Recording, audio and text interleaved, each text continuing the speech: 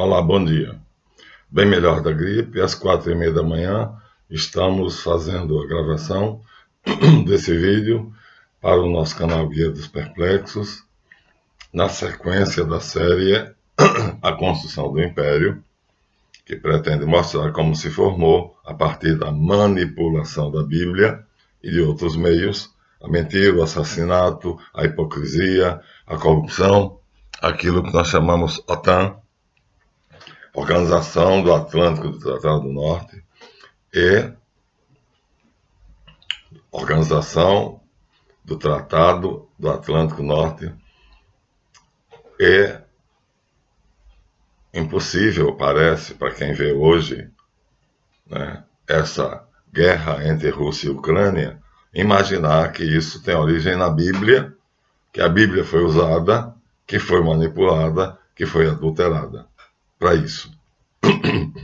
De tal maneira que nós não temos os originais da Bíblia, graças às adulterações que foram feitas, principalmente por um cidadão chamado Esdras, o escriba, cujo livro está na Bíblia.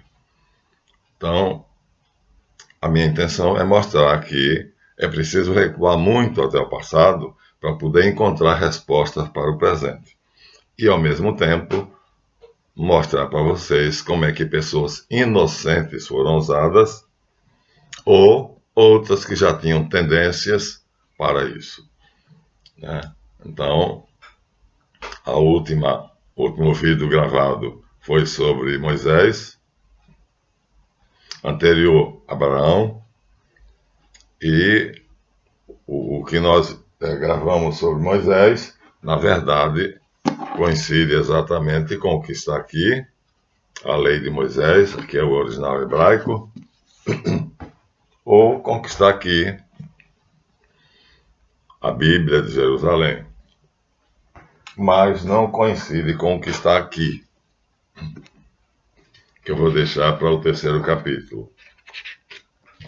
Mitologias do Mediterrâneo ao Ganges, da editora Delta La Rússia, enciclopédia. Não coincide. Esse é histórico, os outros são religiosos. Uma pena que não coincide, né? Deveria coincidir. Se coincidisse, então nós teríamos, né, a prova factual de que o que aconteceu, que está descrito ali na Bíblia sobre Moisés, é verdadeiro, porque o que está descrito num livro, a Bíblia Sagrada, então está descrito na história, nos livros históricos. Não há essa coincidência. Mas, mesmo assim, eu começarei esse capítulo dizendo que eu creio na Bíblia. Creio na Bíblia, professor Marlan? Creio. Creio na Bíblia. Creio que Moisés teria sido capaz de abrir o Mar Vermelho em dois, que teria sido capaz de ser acompanhado, ser guiado pelo deserto durante 40 anos com uma nuvem, que de dia era apenas uma nuvem e de noite se transformava em uma coluna de fogo.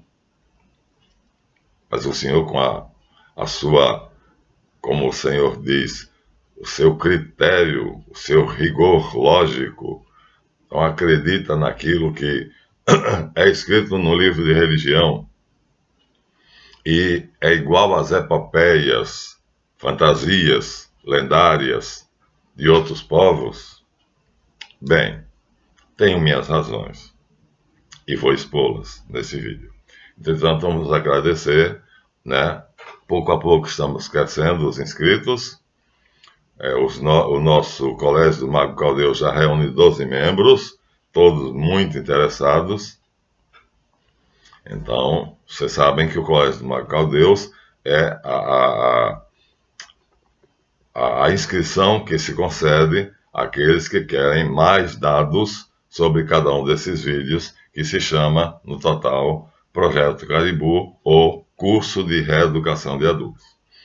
Então, aquilo que nós planejávamos, o nosso sonho, que era dar aos adultos que foram mal educados, no sentido de que desinformados, né, a mídia, a escola e a família, a igreja, produziu desinformação, e essas pessoas, então, desinformadas, acreditam em coisas absurdas. Não vou dizer o que é para não ferir ninguém, porque cada um tem o direito de crer no que quer. Mas direi apenas que, para mim, são coisas absurdas. Mas o Moisés abriu o Mar Vermelho a dois não é uma coisa absurda? Bem, vamos discutir isso aqui agora calmamente. Então, vamos à minha experiência pessoal. Vamos relembrar algumas coisas que estão ditas nos vídeos anteriores. A primeira delas, que eu vou lembrar, quando eu tinha 30 alunos num galpão, mas num galpão muito bem cuidado, não é um galpão de onde se tem uma indústria, não. Eu digo um galpão porque era uma sala muito grande. Melhor seria dizer uma sala muito grande, forrada com tatames e tinha 30 alunos de prática de Raja Yoga, chamada inadequadamente de meditação. Um dia, uma aluna, colega minha, amicíssima da família, já morta, Jesuína, o nome dela, apareceu lá na aula de yoga com a perna muito inchada, pois tinha tido uma erisipela, uma crise de erisipela, e a erisipela produz um problema de circulação e um problema de inflamação que torna a pele muito inchada, dolorida, os tecidos ficam doloridos, a circulação fica difícil e fica extremamente incômodo para a pessoa, e geralmente se usa benzetacil. E ela disse para mim que já tinha tomado 3 benzetacil e não tinha tido resultado nenhum, absolutamente nenhum. Bem, para mim ela estava apenas narrando alguma coisa da vida dela. Pedagoga, formada no Colégio Roberto Silveira, conhecidíssima aqui em Duque de Caxias como Colégio de Formação de Professores ou curso de pedagogia. E aí ela disse para mim, assim, inopinadamente, sem querer mais, professor, eu acredito que se o senhor rezar a minha perna, eu ficarei curada. Bem, Jesuína, olha só, eu nunca rezei ninguém. Eu tinha me esquecido daquela criança lá na rede aos 6 anos de idade. A essa altura, não estava lembrado mais. Que eu fiz uma prece e a criança ficou curada da febre imediatamente. Não me lembrava. Aí. Então já tinha assim. Já tinha feito uma prece para uma criança de cerca de 8 meses, dentro de uma rede, numa febre mortal, e ela ficou curada imediatamente. Mas eu não lembrava disso. E eu disse a ela, eu não tenho poder de cura. Mas, professor, eu tenho certeza. Bem, então dizem que a fé que cura, então eu vou rezar. Ela sentou, os tatames, vocês sabem o que é um tatame. Um tatame é um tipo de acolchoamento forrado no chão, e a sala grande era toda forrada de tatame. Estendeu a perna e eu rezei a perna dela. Como eu sou ex-diácono beneditino, rezar é a coisa mais fácil para mim. Eu uso esse objeto, eu ando sempre com ele na minha bolsa. Esse objeto me foi presenteado pelo vigário da Igreja Santa Teresinha. Ele vinha na haste, da ponta de uma haste, e entrava na procissão de entrada da igreja. Caiu sozinho, o sacerdote, Padre Roberto Sara, decidiu me dar de presente. Perguntou se eu queria, falei, quero, a cruz adiante. E aí eu peguei esse objeto e fiz a oração. Isso era um sábado, às 10h30 da manhã. Já tinha acabado a sessão de yoga, que começava às 8 e terminava às 10. E à tarde eu fazia atendimentos particulares de tarô, na época. A sala era de propriedade da doutora Zelna Marassi, que era dentista. Estou dando os detalhes para vocês perceberem que é histórico. Bem, rezei, falei, está rezado. Não aconteceu nada, não vi nada. Não me lembrava de que eu tinha feito uma prece para aquela criança na rede, de um casebre, e que a criança tinha ficado curada imediatamente da febre. Nesse momento, eu não me lembrava. Aí eu disse a ela, nunca rezei ninguém. Não era verdade. Só que era verdade na medida em que eu não lembrava, e aquilo que você não lembra não existe. Passou-se o domingo, segunda-feira não era dia da turma dela, porque eu tinha várias turmas, eram 30 alunos, não cabia, apesar da sala ser grande, os 30 alunos não cabiam na sala. Então eu dividia em grupos e também jogava tarô, então dividia o dia. Metade do dia para yoga, metade do dia para tarô, eram essas duas atividades, às vezes à noite, porque os alunos que trabalhavam durante o dia, então muitas vezes eu não usava a manhã ou à tarde, usava à noite, que vinha mais alunos. Então eu distribuía os alunos, 30 alunos, entre manhã, tarde e noite, e tinha assim uma renda bastante razoável, né, que eu dava uma importância, eu arrendei a sala. Na terça-feira, a Jesuína apareceu, com a perna curada, totalmente curada. Então, o que 3-benzetacil não fez, que é penicilina, e seria a medicação adequada, usada e apropriada para curar a erisipela, e que não tinha funcionado, agora, eu fazendo uma série de orações com essa cruz, para minha perplexidade, estava curada. Limpa, limpa e linda. Aí eu falei, meu Deus do céu, aconteceu. Ela disse, eu sabia. Eu falei, então foi a tua fé, não a minha, porque eu não tinha a menor... Eu não acreditava que eu seria capaz de fazer isso. Eu não sou um curador, eu não sou uma pessoa que faz milagres, mas está aí. Eu rezei no sábado, 10h30, e hoje, terça-feira, 8 horas, foi quando ela chegou, tua perna está curada. E aí, fiquei pensando, na verdade, a cura não dependeria de mim, já que eu não acreditava que eu era capaz. Dependia dela. Então, eu era apenas o que? O suporte dela. Ela precisava de um suporte. Confiar que alguém tem o poder de fazer isso. Mas a fé estava nela, o poder estava nela. Assim eu pensava. Mas não é bem assim. Passou-se muito tempo. Um dos meus caribus se chama Euler Medeiros de Carvalho, que me sustenta. Eu disse, tem 8 caribus que me sustentam. Esse eu posso dar o nome que ele não vai se incomodar. Doutor Euler, todo sábado de manhã, a aula é dele. Amanhã é dele. Já está num nível altíssimo. Está comigo há 27 anos. Já não é mais aluno. Já é parceiro, já é colega. Já discutimos de igual para igual. Doutor Euler tinha marcado uma viagem para uma dessas cidades astecas, peruanas, essas cidades turísticas aqui da América do Sul, do Peru, então, e aí eram 4 casais, eram 4 pessoas, 2 casais, bilhetes já comprados, malas já arrumadas, roupas apropriadas, e de repente ele disse que não podia ir porque estava com a crise de erisipela.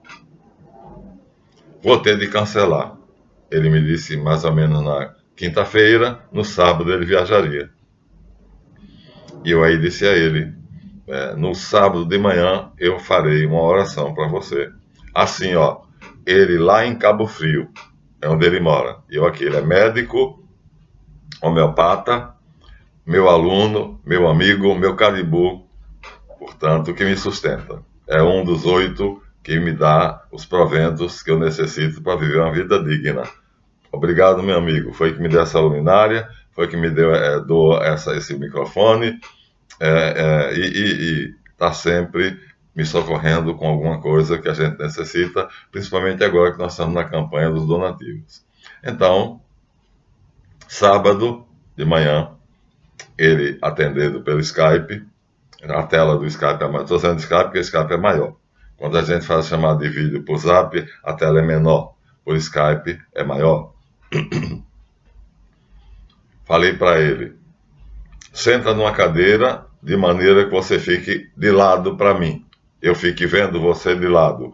Coloca um banco à sua frente, estende a perna doente. Aí eu já tinha certeza. Aí, minha gente, eu já estava absolutamente seguro de que eu era capaz. Aí não foi o caso igual da Jesuína.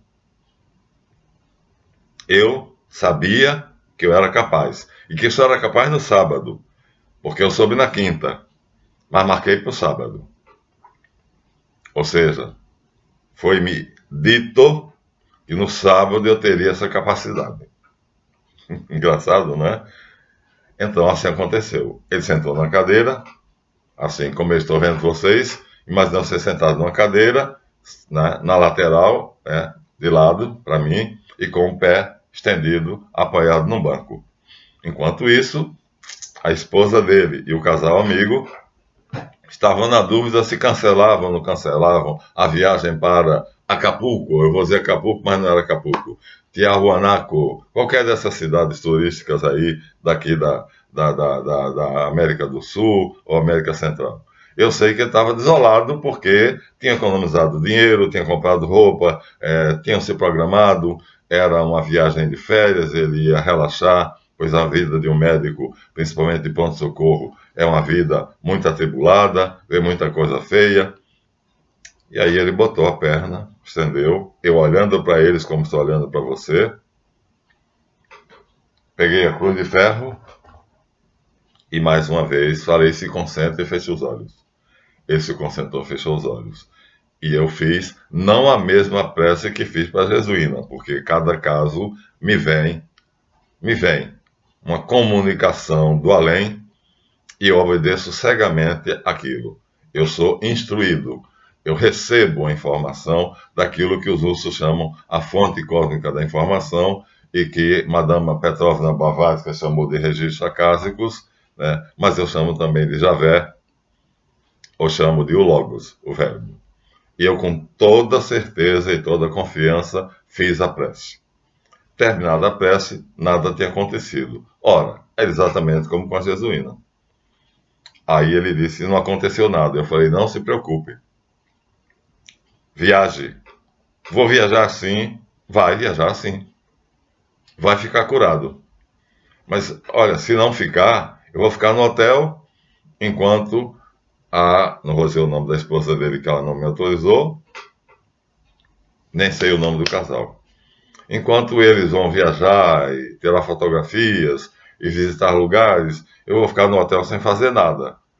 Mas pelo menos farei companhia a eles. E também isso aqui vai incomodar para burro, porque está doendo, estava inchado. A perna dele parecia um rolo. Confia que você está curado. Ele confiou. Viajou, acho que no domingo. Passou 10 dias. Aí ele me relatou na volta. Cheguei, o avião aterrissou, entramos no hotel. Quando entrei no hotel e tomei banho e troquei de roupa, percebi que a perna havia melhorado. E no dia seguinte a perna estava completamente sã e sadia. Ele é médico, disse que eu tinha feito tudo o que a medicina é capaz de fazer, sem dúvida a benzetacil. Acho que ele nomeou a benzetacil. Depois, como a benzetacil não resolveu, eu, como sou médico, acrescentei algumas coisas, fiz alguns procedimentos por minha própria conta, mesmo assim não adiantou nada. E agora, gozei a viagem, gozei as minhas férias, curti, porque fiquei curado da erisipela pela tua prece. O Teola está me ouvindo nessa altura, ou vai ver esse vídeo porque ele vê o meu canal. Ele vai se lembrar disso, com certeza. Meu querido, meu irmão, meu amigo, de 27 anos, muito obrigado. Há 27 anos, né? Então foi lá do primeiro grupo de caribus. Aí eu já fiz sabendo o que eu fazia. Ou seja, aí já era a fé dele, não. Ele não tinha fé, ele achava que não daria certo. Eu tinha. Então, pode ser a fé da pessoa e pode ser a minha. Aí eu já comecei a pensar o que é que faria a cura. Isso tudo eu já contei, eu acho que em vídeos passados. Bom, e finalmente, o caso mais notável, eu estava em casa, né, na casa da minha filha, na Vila São Luís. Filha que eu curei de uma psicose dissociativa, cujas crises faziam ela parecer morta. Ela tinha ataques em que ficava em catalepsia. Cataléptica quer dizer dura, feito um cadáver. E os médicos que tinham tentado curá-la durante 5 anos não tinham conseguido nada. E eu, em 45 dias, curei. Mas aí usei métodos da psicanálise, da neurofisiologia. Aí eu já tinha estudado, foi um pouco de ciência. Não usei a prece. Eu usei a psicanálise, eu usei a ciência. Mas, de qualquer maneira, também não deixa de ser um dom que Deus me deu de entender neurofisiologia e curá-la. O fato é que em 45 dias a minha filha não tinha mais crise de desmaio, não ficava feito um cadáver e não tinha o risco de morrer, porque o psiquiatra disse, numa dessas ela chega a óbito. Então vamos ao caso mais notável.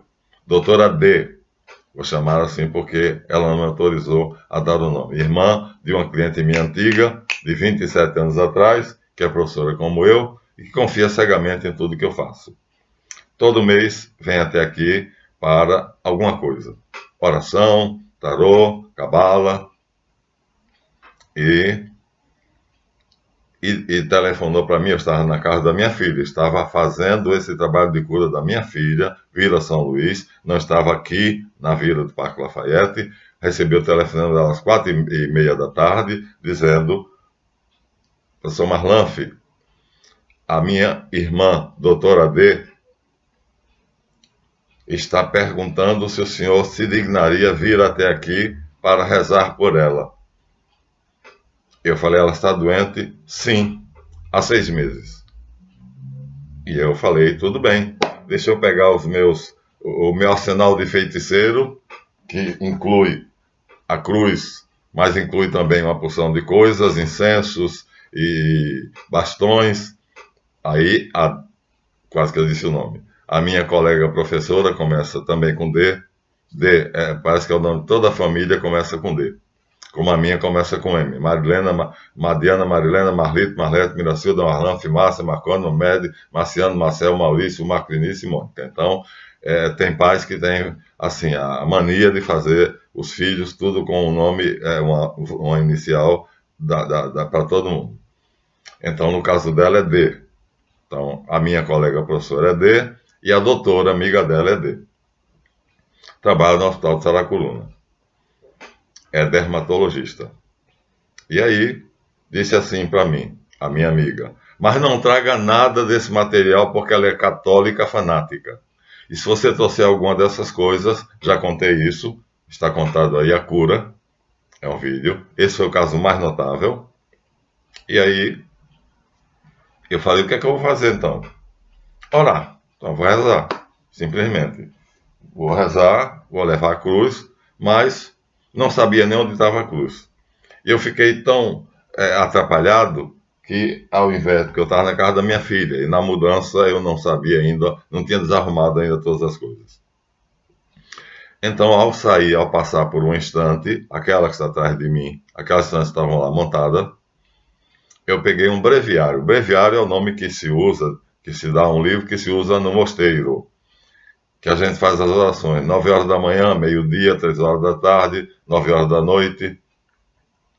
Então, cada um desses horários tem um nome, e o monge, no caso eu era candidato a monge, e saí de lá diácono, porque achei que não era o meu lugar, e então peguei este breviário, que está ali às minhas costas, um livro antigo, um missal, a gente pode chamar missal.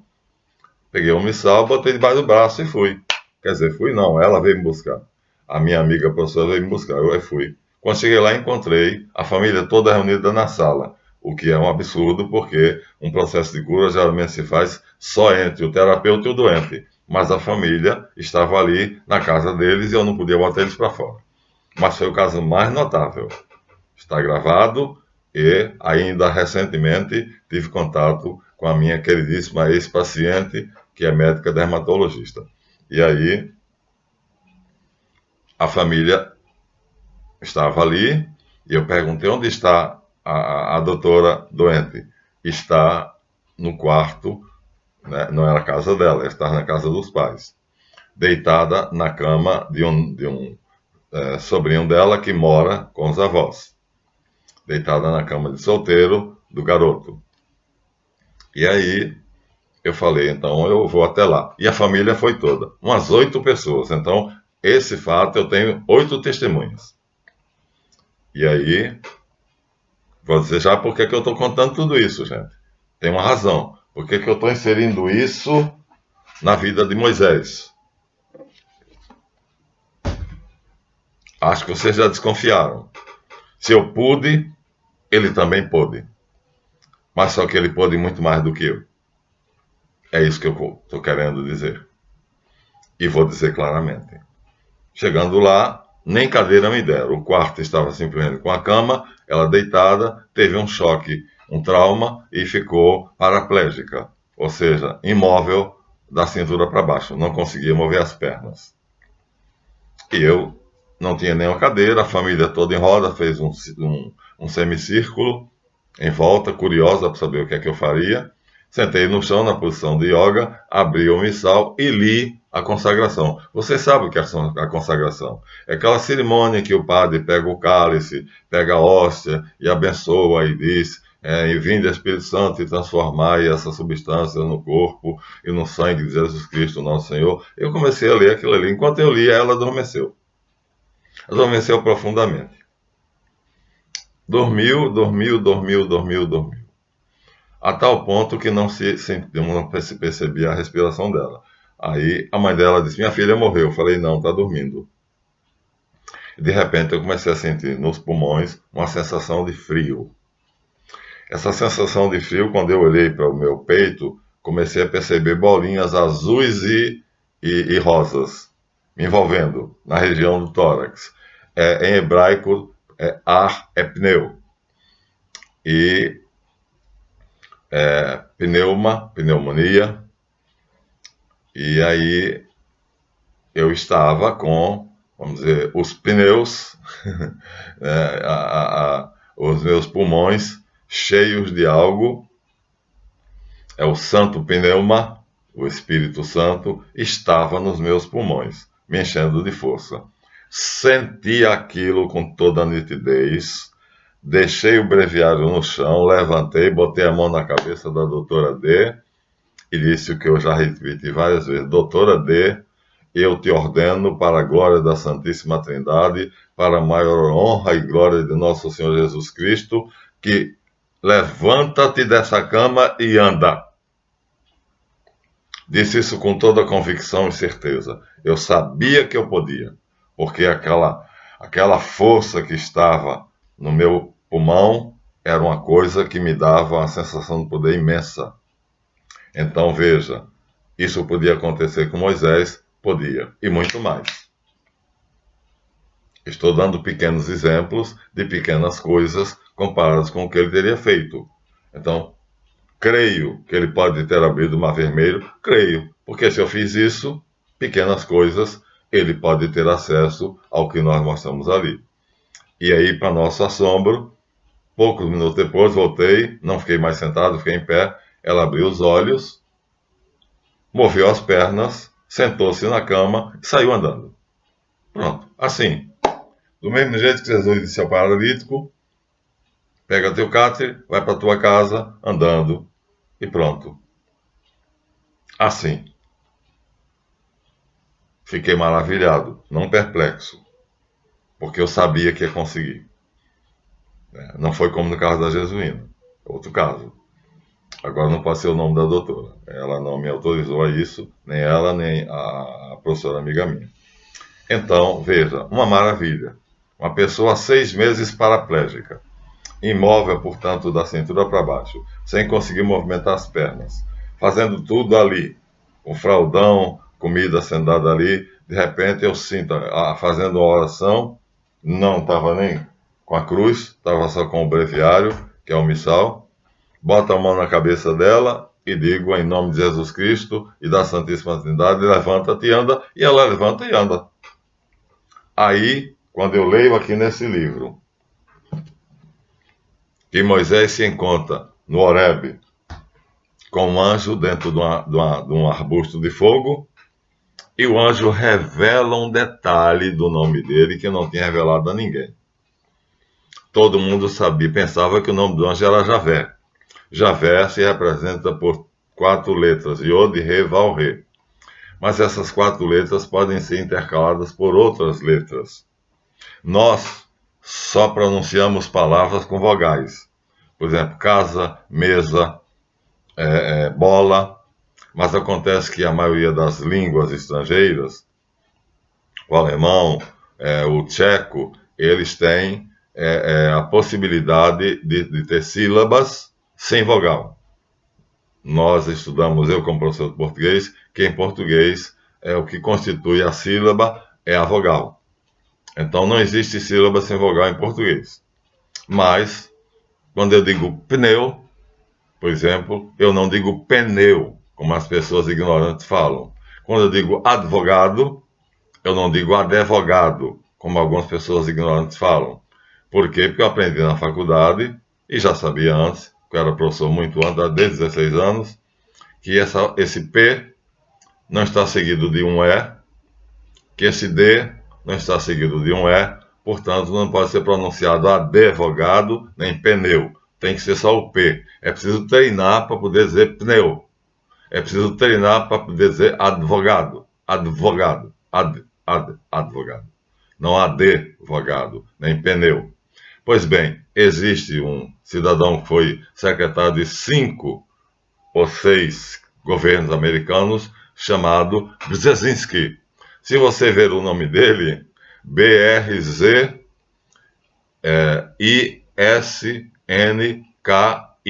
Brzezinski. Para nós, esse início BRZ, BRZ, nós não saberíamos pronunciar, porque não tem vogal. Olha, BRZ, cadê a vogal? Nem B é vogal, nem R é vogal, nem Z é vogal. Mas, na língua dele, se pronuncia uma sílaba sem vogais. Bz, bz. Eu, como sou professor de fonética e fonologia, para mim é fácil pronunciar as consoantes puras, sem vogal. E assim como existe essa possibilidade de um nome ter uma sílaba só em consoantes, o nome Javé só tinha consoantes. E aí supomos que a pronúncia era Javé. Mas o texto, Êxodo 6, diz: não me revelei perfeitamente a Abraão, nem a Isaac, nem a Jacó. Perfeitamente é a chave. Ou seja, além desse dentro do tetragrama Yod He Vav He, pronunciado Javé, haviam letras, como em Brzezinski, puras consoantes, juntadas ali, que davam ao nome, ao pronunciador do nome, um poder extraordinário, porque o nome faz aquele que pronuncia o nome entrar em contato com o dono do nome. Como se você me chamar pelo nome, Marlanf, eu vou olhar para trás para ver quem está me chamando. Então, se você chamar Javé, supostamente ele olharia para você e saberia que você está chamando. Então, há uma pronúncia especial, não se esqueçam. E é exatamente isso que me faz crer na abertura do Mar Vermelho. Moisés, no monte da Horebe, diante do anjo Javé, ou da chama onde ele estava, na sarça ardente, no arbusto que queima, recebe a pronúncia correta do nome, que ninguém sabe qual é, porque ele jamais passou adiante. No entanto, eu disse a vocês, no livro dos Números, que está aqui também, Gênesis, Êxodo, Número, Levítico e Deuteronômio, havia um outro mago arameu que também recebeu o nome. Então Moisés não foi o único. Balaão ben Beor.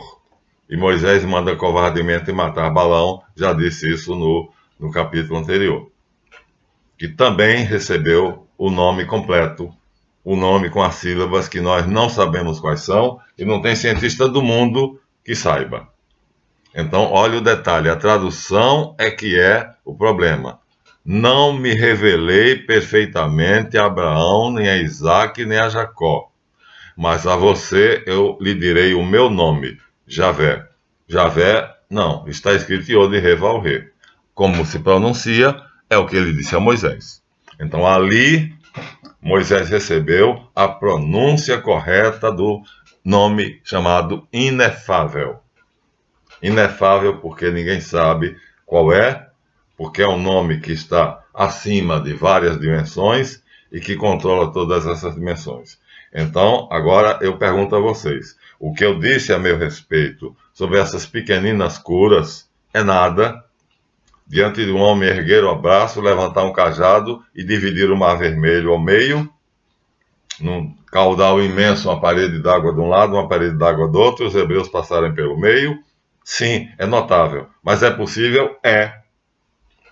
Se é verdade que o Yod-Hê-Vav-Hê acrescido de algumas consoantes que nós não conhecemos, mas Moisés recebeu isso da boca do próprio anjo Javé, que é um anjo, já sabemos que é um Deus menor, e Balaão ben Beor, no livro dos Números, vocês vão ver no próximo vídeo, nós vamos falar sobre esse personagem, que também recebeu, e que também tinha poder de semelhança a Moisés, e Moisés covardemente manda matá-lo.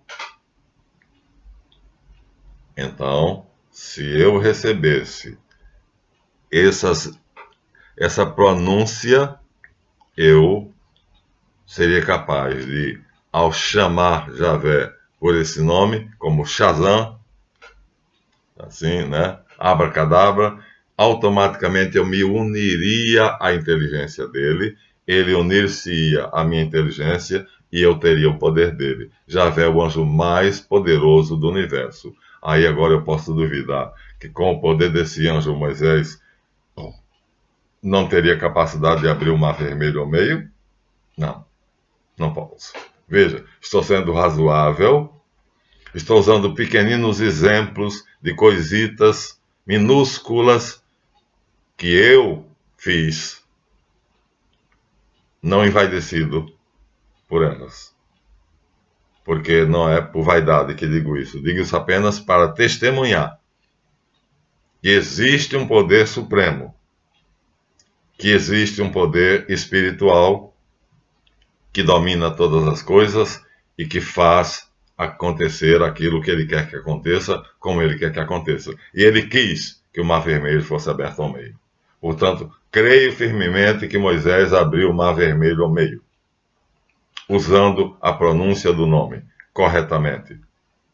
Não é Jaú, nem Iaú, nem Iaô. Vocês vão encontrar em vários vídeos aí as mais absurdas tentativas de pronúncia do nome. Quem souber pronunciar esse nome seria capaz de fazer coisas que o diabo duvida. E Moisés fez. As 10 pragas do Egito,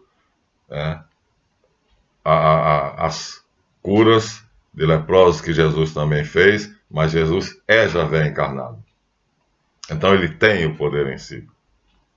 Então para ele basta dizer: que queres que eu te faça? Que eu veja, Senhor, um cego de nascença. E ele diz: eu quero, veja. E o cego vê.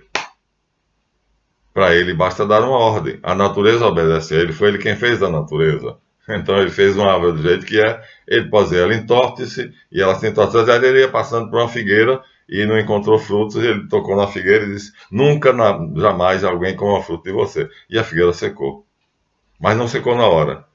A Bíblia diz: no dia seguinte, os apóstolos, passando pelo local, perceberam que a figueira estava seca e disseram: mestre, a figueira que amaldiçoaste secou. A figueira que amaldiçoaste. Parece incrível a gente imaginar que Jesus amaldiçoou. Né? A gente vê um Jesus sempre bonzinho. Jesus não é sempre bonzinho não, viu? Quem tiver essa noção, Jesus está bem errado. Então, minha gente, creio em um só Deus, Pai Todo-Poderoso, Criador do céu e da terra, e de todas as coisas, as visíveis e as invisíveis. Creio em um só Senhor Jesus Cristo, Filho unigênito do Pai, nascido do Pai antes de todos os séculos, por meio de quem foram feitas todas as coisas. Deus nascido de Deus, luz procedente da luz, Deus verdadeiro, nascido de Deus verdadeiro, gerado, não criado, consubstancial ao Pai e nascido do Pai antes da criação do mundo, que por nós homens e por nossa salvação desceu do céu por obra e graça do Espírito Santo, fazendo-se homem no seio da bem-aventurada Virgem Maria. Também por nós homens sofreu sob Pôncio Pilatos, foi crucificado, morto e sepultado, desceu à mansão dos mortos, ressuscitou ao terceiro dia segundo as Escrituras. Olha que o credo diz segundo as Escrituras, porque eu não vi. Mas diz, ressuscitou segundo as Escrituras, subiu ao céu, onde está sentado à direita do poder, de onde virá a segunda vez com glória, para julgar vivos e mortos, e seu reino não terá fim. E creio no Espírito Santo, Deus e fonte da vida, que procede do Pai e do Filho, e com o Pai e o Filho é igualmente adorado e glorificado, e é Ele que fala nos seus profetas, dos quais eu sou um, por graça divina. E creio na Igreja Una, Santa e Católica, não diz apostólica, não diz romana. E creio na Igreja Una, Santa, Católica e Apostólica. Para aí.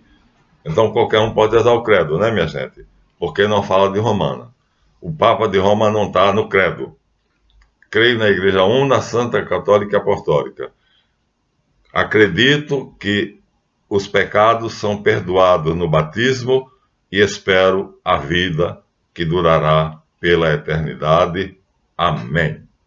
Acabei de citar o credo niceno-constantinopolitano, que é o símbolo da minha fé, da fé da minha igreja, una, santa, católica e apostólica, e que supõe que Moisés, profeta de Deus, teve o poder de abrir o Mar Vermelho em dois.